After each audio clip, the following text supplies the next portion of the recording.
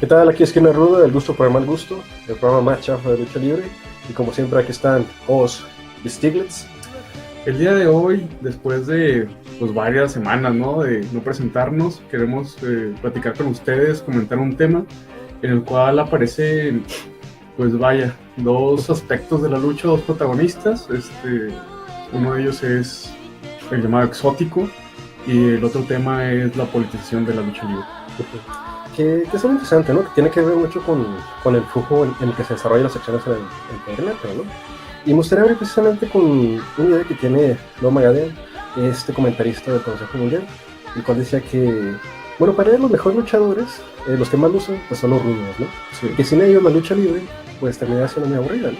Es decir, que siempre es necesario, o hace falta alguien que sea el transgresor de las reglas, ¿no? Exacto. Nos habla de que hay una necesidad de conflicto, y si esto se fuera, no sé, una serie de Netflix o un libro, hay una necesidad de un conflicto narrativo, digamos, ¿no? Algo que justifique y motive las acciones que se van a tomar dentro de la trama. Porque si no existe esto, entonces la lucha sería, por ejemplo, una mera demostración luchística, ¿no? Deportiva, que también tiene su propósito, ¿no? O sea, de una manera como que nos contextualiza en este segundo mundo, donde se desarrollan estas peleas de cierta manera, ¿no? Es decir, nos dejen claro cuáles son las reglas del espectáculo, ¿no? Qué es lo que se puede hacer o lo que no se puede hacer dentro del espectáculo. Exacto. Y esa es la importancia de eso, ¿no? Dentro de esta narrativa, pues, como ya lo mencionaba Stiglitz, a principios el único que transgredía estas reglas o estas cuestiones era el rudo. Uh-huh. El rudo aparecía y gracias a él pues se lograba pues el relato de la lucha libre. Pasó el tiempo y apareció, ¿no?, este personaje, el exótico. Que, bueno, que tiene una serie de cuestiones que, digamos, hay algo, ¿no? Hay algo que rompe precisamente con las nociones que tenemos, ¿no? Hay algo en nuestro imaginario que no nos permite asimilar esa figura a veces, ¿no? Y eso pasaba también con el rudo, ¿no? El rudo rompía nuestra idea de justicia, ¿no? De cómo deberían desarrollarse las reglas, ¿no? Sí, el exótico viene incluso a romper este esquema de... el exótico, ¿no? Este esquema de rudo y técnico, porque viene como que introducirse y a veces el exótico ya se le ve como exótico, ¿no? No es como técnico rudo, o sea, es un exótico, es un personaje aparte, ¿no? Sí, y viene a quedar como narrativas, ¿no? Tenemos como, bueno, Carlos Monsiváis diría, tenemos que hacer un gusto innato por las historias, ¿no? O sea, sentarnos en la fogata, inclusive los cuentos infantiles, ¿no? Que de alguna manera nos aleccionan de por qué no vamos a ir al bosque y todo eso. Pero hay un gusto por las narrativas, por las historias, por seguir un hilo conductor, digamos, algo que nos justifique lo que está pasando, ¿no? O sea, no se trata de un mundo perfecto de lucha libre, sino que tiene que haber un conflicto. Sí, un conflicto y decía Bartos, ¿no?, que lo que hacía que funcionara la lucha era esta revancha, esta búsqueda de un cumplimiento de algo. Y que es algo que le podemos aplaudir también a la lucha libre estadounidense, ¿no? Y la japonesa también incluso, de que tiene a veces muy buenas historias, ¿no? Trata de justificar bien lo que está pasando, ¿no? Exacto. Y no meramente una exhibición, digamos. Con respecto a México y los exóticos, que es un término pues acuñado aquí, pese a que a Japón anteriormente pues ya había luchadores, se puede decir homosexuales, pero la apertura era muy distinta, ¿no? Culturalmente hablando, hacia la homosexualidad que aquí, y no causó tanto impacto porque no transgredía tantas reglas como aquí en México. Sí. De los primeros informes que se puede tener de luchadores pues que tenían el personaje de, pues está Gardenia Davis. Sí, que es la gran pregunta, ¿no? Es decir, ¿realmente funcionan estos personajes o estas situaciones? Es lo que me gustaría empezar precisamente con Gardenia, ¿no? El primer ejemplo que ya es de digamos, el dandismo, ¿no? Sí. Aquí empezamos con el dandismo, ¿no? Sí, Gardenia, pues fue una pauta, ¿no?, muy importante, pero como se menciona en algunos textos, es más la representación de la feminidad en un hombre que el homosexualismo, ¿no?, en sí, ya como luchador, ¿no? Entonces, Gardenia, pues vaya, de los mejores luchadores que ha habido. Y como dices por ahí, ¿no? O sea, aquel luchador que sabe manejar a su afición, pues tiene como madera de ídolo, y en este caso, pues tiene madera de villano, ¿no? Y eso es lo interesante, ¿no? Cuando se sabe manejar al público, pues ya se tiene un pie dentro, digamos, ¿no? Y también esto mencionaba, por ejemplo, Rafael Olivera, ¿no? De que con Gardenia solo hacía falta verlo y saber que era un ser despreciable, ¿no? Y eso era lo que necesitábamos, ¿no? O sea, hay como una contención del personaje en sí misma, que no necesita tantas cosas exteriores para entender de qué se trata, ¿no? Exacto, y es algo que a veces se pierde mucho, por igual razones que ahorita vamos a tocar. Sí. De Gardenia hay muchas anécdotas fuera del ring. Una de ellas es esta que surgió hace algunos años, empezó a comentar, ¿no? Cuando fue la fuga del Chapo Guzmán, que cuenta la historia que Gardenia Davis fue la primera persona en orquestar una fuga de un penal aquí en México, para sacar a su hijo. De hecho, contrató a algunas personas de Estados Unidos, cazarrecompensas, y organizó, ¿no? esta fuga y liberó a su hijo. Fue el primero en hacer una fuga, ¿no? En un penal. Y bueno, también está la de su mote, ¿verdad? Las Gardenias. Sí. De aquel cómo se paseaba ahí por los escenarios buscando a la chica más bella para entregar estas flores, ¿no? Sí, cómo desinfectaba a los contrincantes del aire. Sí, que es muy interesante, ¿no? De cómo también esto se retoma precisamente en la, digamos, segunda ola de exóticos, ¿no? Tenemos primero el dandismo, el amanerado, una feminidad que como que pone en juego acá lo que entendemos por un hombre, ¿no? Así, exacto. Bueno, en su momento, ¿no? Es exactamente eso, es un poner en juego la masculinidad. Eso fue como que el comienzo, ¿no? Pero es una imagen, o sea, no es la masculinidad, la representación de nosotros, ¿no? Sí. Del público, por ejemplo. Sí. No, pero es como así, o sea, ofrecerle algo para enojarse, ¿no? Sí, exacto. Es como que este afeminado nos está quitando de nuestras mujeres, ¿no? Una cosa así, ¿no? Y que es algo que retomaron precisamente, que era estos nuevos exóticos, el Bello Greco, por ejemplo, Sergio el Hermoso, ¿no? Que también hacía lo mismo, ¿no? Que llegaban y pedían que se bañara el adversario y se perfumara, ¿no? Y que si llegaban a perder era porque no soportaban el hedor de sus adversarios, ¿no? Una cosa así. Y se cuenta, ¿no? Que a mediados de los 80, cuando comienza esta, pues, revolución de los luchadores afeminados en ya lo que hoy conocemos como exóticos, ¿no? Cuando comienzan a enlazar ya el personaje de la lucha con su orientación sexual. Y es ya cuando, pues, ya tenemos acá lo que... Sí, que hay una ruptura que nosotros así medio notamos ahí, ¿no? De que para nosotros la imagen del luchador ya no es la imagen de un hombre, ¿no? Un luchador es una esencia, es un personaje, es otra cosa, pero no es un hombre, ¿no? Es decir, no hay no tiene un tono de sexualidad, ¿no? Solo cuando un luchador no vea a este hombre, ¿no? Que tiene ciertas, no sé, que demuestra, ¿no? Lo que le gusta, ¿no? Sí, ¿no? Digamos que se convierte en imagen, pierde esta humanidad, ¿no? Humanidad en el sentido de persona, no de que se vuelve una bestia, ¿no? Sino se convierte en un signo, en una representación de algo. Entonces, en ese sentido, es asexuado, ¿no? Sí, exactamente. Y eso es a lo que nos referimos nosotros. Entonces,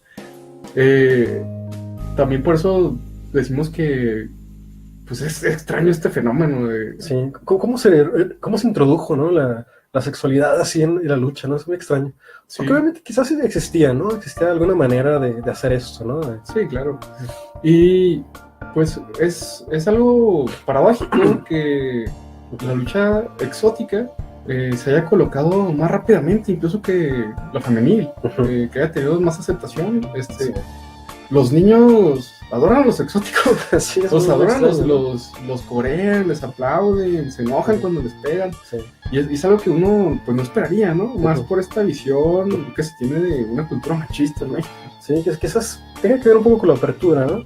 Porque quizás en su momento, pues, la lucha del exótico fue un rollo de verlo con cuidado, ¿no? Es decir, de plantear situaciones que a veces quizás incomodan al público, ¿no? De que es como, pues, es un regodeo de la sexualidad, de algo que pues es tabú, ¿no? En su momento. Y es extraño, hace poco tuvimos la oportunidad de ver una lucha de unos exóticos, 3 exóticos contra exóticos, y teníamos como curiosidad de ver qué pasaba, ¿no? De cómo se anulaba este plus que le aporta acá la sexualidad al exótico. Sí. Y pues medio funcionó, ¿no? O sea, también hubo esa cotorreo de que decimos, bueno, tú me decís, pues tendría que ser una referee mujer, ¿no? Para que no pasara nada. Sí, porque el exótico siempre tiene su recurso, ¿no? De pues, movimientos medio sexuales hacia los contrincantes, ¿no? Y así, entonces, entre ellos, pues, se elimina esto, se convierten en luchadores, así a secas. Y estuvo muy chido porque como regresaron, ¿te fijas? O sea, se plantearon, se replantearon el rollo, ¿no? Exacto. Ciertos exóticos ya regresaron a ser técnicos y otros ya se configuraron como rudos. Sí, ya terminó, ¿no? Es que ahí parecía que nada más tenían una lucha, ¿no? Que era la del ring, no tenían nada que demostrar aparte. Y fue muy bueno, también fue muy bueno. Bueno, no sé si te parece que empecemos a hablar un poco de la politización. Sí, que es algo que llama mi atención, ¿no? O sea, pensamos que es como algo reciente tal vez. Exacto. Pero sin embargo, tengo un ejemplo un poco forzado, que tiene que ver con Gardenia Davis. En un encuentro de Gardenia Davis contra el Charro Aguayo, pues Gardenia Davis intentó rociar con una bomba de estas de pesticida o de insecticida para desinfectar al Charro Aguayo, ¿no?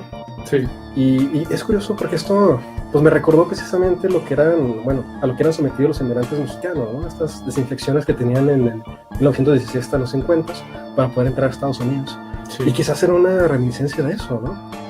Y aquí pues había una función, ¿no? O sea, hay un ejemplo donde politizar pues en su momento fue importante y permitía pues recobrar esa justicia perdida, ¿no?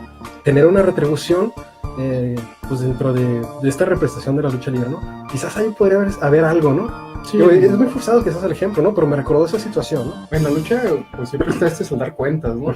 Pero en la politización es un riesgo esto porque una cosa ocurre en el cuadrilátero, pero en las tribunas, en las gradas, se puede poner medio intenso, es un riesgo pues difícil, ¿no? Sí, porque, bueno, es que quizás en su momento funcionó, ¿no? Tenemos el ejemplo de Japón, ¿no?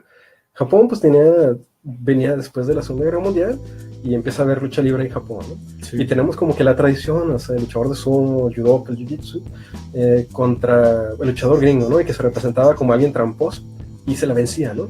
Había como un desfogue ahí que tenían ellos, ¿no?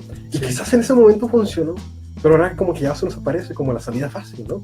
Y como ese estudio tiene esto, ¿no? O sea, cuando se llega al terreno local, pues es un desastre, ¿no? Sí, la politización cambia varias cosas de la lucha libre, las descoloca y las pone en otro lado, ¿no? Por ejemplo, el heroísmo, ¿no? de la lucha libre regularmente es en base a lo ético, no a lo político. Entonces cambian las reglas en cuanto a eso, o sea, cambia mucho de ser un rollo de justicia, ya es un rollo de justicia política o de politizada, que es muy distinto ya. Esta cuestión. También el punto de partida es la imagen de luchadores, es la cuestión corporal, que ya le dota a uno de cuestiones para guiarse en la lucha. Y aquí hay un relato previo, porque ya no es el cuerpo lo que te habla, sino es es un alemán, es un ruso. Y ya te habla distinto, ya es una predisposición. O sea, ya no apoyas en base a lo que está ocurriendo, sino ya vas a apoyar en base a lo que es. Sí, o lo que se te dice, ¿no? Ajá, exacto, lo que se te dice. Como bueno, ya el caso de Sam Adonis, ¿no? Que tiene ciertos elementos, ¿no? Tiene esos elementos que nos recuerdan al canalla mítico de Bartras, ¿no? Que son los que nos gustaría retomar al final de lo positivo, digamos. Pero no alcanza a completarse, ¿no? O sea, no es un antagonista en sí mismo, que es lo que mencionamos al principio, ¿no? Sí. No se contiene en sí mismo porque él necesita de su presidencia, ¿no? Él necesita de su nacionalidad. Exacto. Lo que hace la diferencia de la lucha libre, digamos, normal y la politizada, se podría decir que es que en cuanto a la lucha libre normal, los luchadores están representando caracteres o esencias, o etcétera, que están insertadas en el tiempo, ¿no? No pertenecen ni a ninguna nación, ni a ningún partido político, ni a ninguna raza o etnia. Son cosas que están allí, ¿no? Como la bajeza, la honradez, el canalla, el justo, que no son propios de una región en particular. Eso es como que es lo que debería gustarnos de un luchador, ¿no? Sea rudo técnico, como lucha, ¿no? La manera en que se presenta. Exacto. No porque nos digan, no, es que este estadounidense, es japonés, pues tienes que abucharlo, ¿no? Sí, no, yo soy mexicano, este es japonés, no, pues órale, ¿no? Y que a veces nos dejan callados, ¿eh? Sí, es muy recurrente, ¿no? Pero obviamente, pues como es la salida fácil, se da mucho en las arenas, ¿no? Que Torreón contra Chihuahua, que Tijuana contra Monterrey. Sí, pero qué raro que se dé la lucha libre, ¿no? Y, por ejemplo, en el fútbol, pues da esto, ¿no? De que pues hay estados que pues, no tienen equipos buenos, o simplemente no tienen equipo. Es posible que encontremos a alguien de Juárez que le vaya a la Chivas, ¿no? Sí. Y es algo que realmente no hace sentido, ¿no? Porque pensamos a veces en términos de determinismo, ¿no? Tú naciste en Guadalajara, le das a este equipo, ¿no? Sí, pues tampoco te vas a condenar. Sí, sí, no es algo así, igual, ¿quieres continuar con los Sam Adonis? Pues mira, por ejemplo, el problema de la politización en Sam Adonis tiene que ver con precisamente eso, ¿no? Que ya Hay un rollo que es más, que es como la salida fácil, ¿no? Sí. Te dice lo que tienes que hacer y se pierde la espontaneidad de una arena, ¿no? Dicen, mira, o sea, el mismo luchador o sea, no te cuenta, Incluso no te muestra. ya está también, él mismo se limita, porque ya no puede sacar más recursos. O sea, igual y puede ser un gran luchador, pero ya se vendió como el gringo, ¿no? Sí. El gringo trumpero de que pues aquí tengo mi bandera y pues soy mexicano, ¿no? Y ya se limita. Y es muy aburrido, es como que, mira, yo soy malo y por esto me quieren esta luchar. Eso es aburridísimo eso. ¿No? Y es algo que, o sea, si vamos a hablar de presidentes, pues que nos vamos a sacar también nosotros. Sí. O sea, también, o sea, no, eso de politizar es un riesgo que no tiene caso correr en la lucha libre. Pero hay algo medio positivo, ¿no? En la actitud que toma Sam Adonis. Porque tiene que ver precisamente con el problema del villano de ahora, ¿no? Sí. El villano de ahora es un villano carismático, ¿no? Un villano que no quiere vivir con las consecuencias de lo que hace, él no quiere ser abucheado. Es algo muy extraño, ¿no? De que todo el mundo como quiere ser el malo, pero el malo carismático, inclusive el técnico, ¿no? Tenemos técnicos que son muy viles, sí. Es como una especie de rudos tímidos, ¿no? Una cosa así. Y Sam Adonis, él sí pretende inmolarse, ¿no? Simón, grito. Sí. Y eso se me hace muy, muy fuerte, ¿no? Y que hace muy poco, porque ya todo el mundo quiere la fama, ¿no? El reconocimiento, el aplausito, o hasta las mentadas de madre, pero las sabrosas, ¿no? Sí, no sí, el repudio. Exactamente, o sea, y eso es bien difícil, ¿no? Porque se requieren esos personajes, pero nadie está dispuesto a hacerlo, ¿no? Exacto, y por ahí un saludo hasta la Pencil, que siempre que transmitimos ahí está, Fiel Sote, saludote. Y pues bueno, si no hay nada más que agregar. Sí, no, pues Sam Adonis que... A ver cómo le va con el Negro Casas. Sí, porque tiene unas puestas, pero de repente sale en entrevistas retando acá, no sé, a super muñecos. Ya mejor que rete las momias de Guanajuato, ¿no? Así, sí. Puro viejito, ya está igual que el hijo de dos caras, ahí sin raspar las máscaras. Ya pónganse a jalar. Pues bueno, esto fue Esquina Ruda. Nos vemos en la próxima transmisión.